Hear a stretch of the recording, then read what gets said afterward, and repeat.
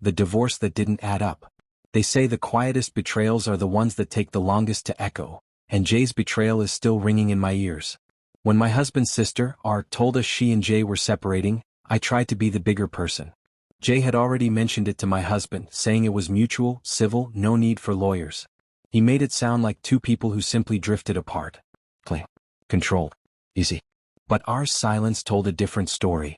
She was slower to share. Said she needed time. I respected that even though I already knew what Jay had said behind her back. When she finally opened up, her voice trembled, not from fear, but from disappointment.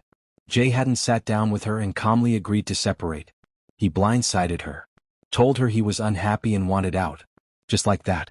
And he told us before he told her parents, before she could even catch her breath. I started noticing the small things. How Jay began showing up at work late. How he avoided eye contact when my husband brought up family events. He always had a smile, always told me he was doing great, but it felt rehearsed, performed. Still, I didn't dig. I didn't want to be the nosy sister-in-law. I thought, people grow apart. These things happen. But then R made an offhand comment. She said, of course he told you first. He wanted to get ahead of the story, to make sure you'd all be on his side. I didn't understand it at the time. I thought she was being emotional. Maybe even paranoid. But that sentence planted a seed. And when R started opening up about what had been happening behind closed doors all those years, that seed took root.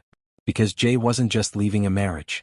He was running from a past he had buried so deep, he never thought it would resurface. And I was about to become the shovel that unearthed it. The confession that broke everything. When R finally trusted me enough to tell the truth, her words poured out like a dam finally breaking. She told me about a night 9 years ago, just 4 years into her marriage. Jay had come home late, nervous, twitchy. She thought he might be sick.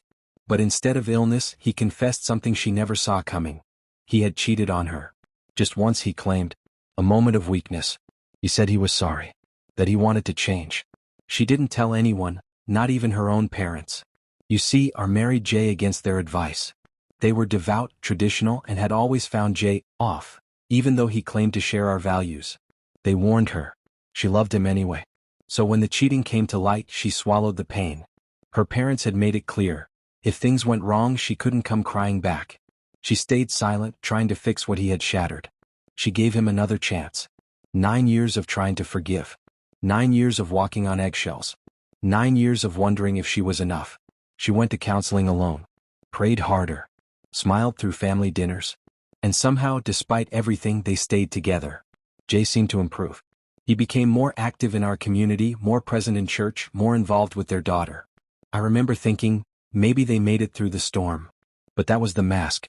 A month after the separation, R discovered the real truth. Jay hadn't just cheated once. He had been with multiple women, dozens probably, over the last 9 years.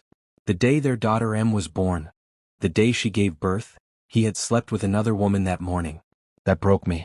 Not because it was personal, but because I remembered seeing him at the hospital that night, holding his newborn daughter like he was proud, like he had earned that moment.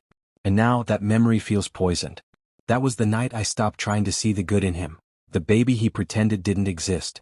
As if Jay's trail of lies wasn't already long enough, the worst blow was still waiting in the dark, like a secret he thought would stay buried forever. R kept digging.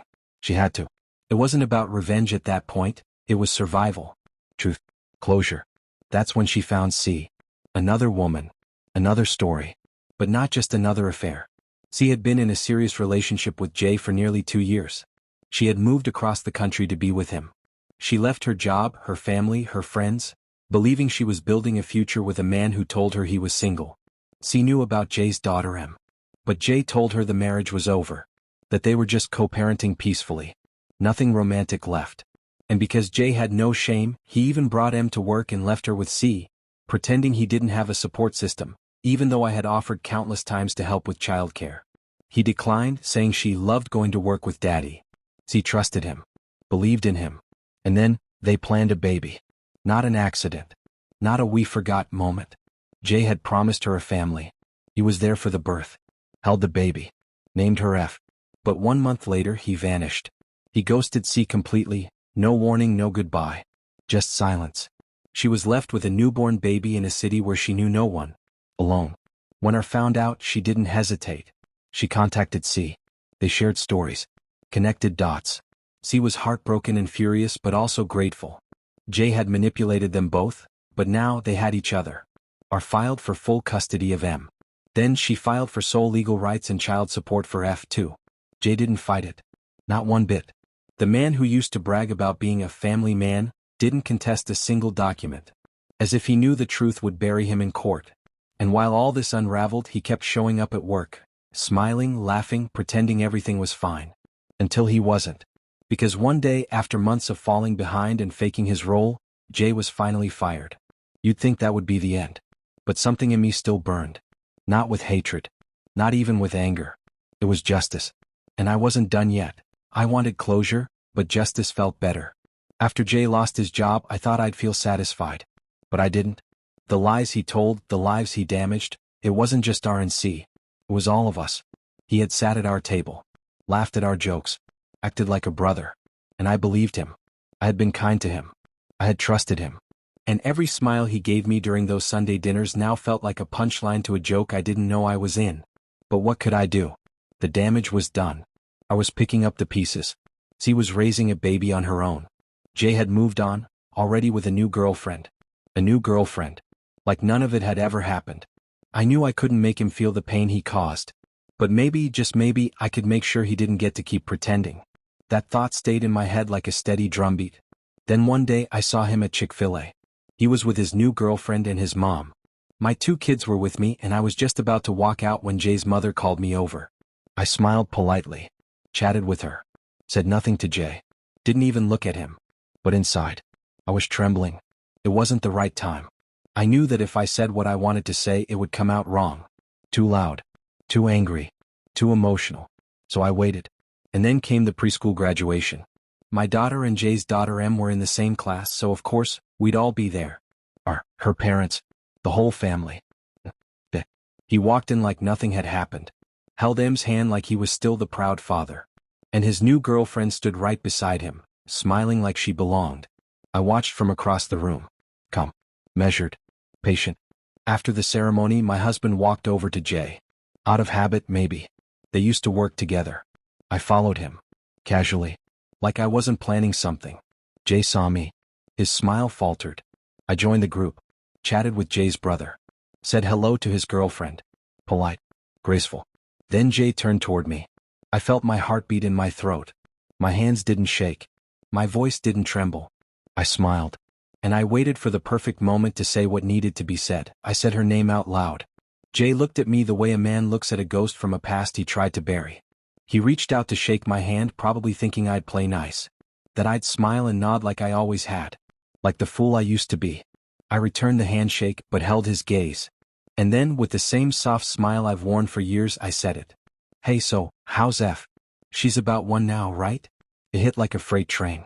His face cracked. That smug, composed expression he wore around everyone? Gone. In its place, panic, confusion, and a desperate attempt to stay calm. I could see the thoughts racing through his head. How does she know? Did her tell her? Does he know? Did my girlfriend hear that? Oh, she heard. She stood beside him, blinking, her smile frozen as if she didn't know whether to laugh or ask who F was. Her grip on his arm loosened.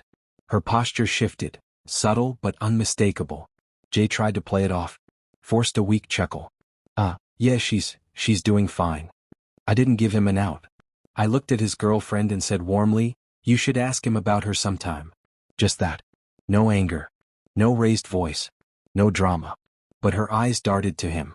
And Jay's face? Ashen. He tugged her hand, mumbled something I didn't catch, and practically dragged her toward the parking lot. His mother trailing behind, clueless or maybe just pretending to be. I stood there in the warm air of that preschool parking lot, my daughter tugging on my arm, asking for ice cream. I smiled. Not because I hurt someone, but because I told the truth. Because maybe, just maybe, that girl would go home tonight and ask him the one question he never wanted to answer. Maybe she'd finally see the man behind the charm. For the first time in this whole ugly story, I didn't feel helpless. I felt whole. And sometimes, emotional justice doesn't come in a courtroom or a courtroom-worthy meltdown. Sometimes it's a simple sentence, spoken at exactly the right moment.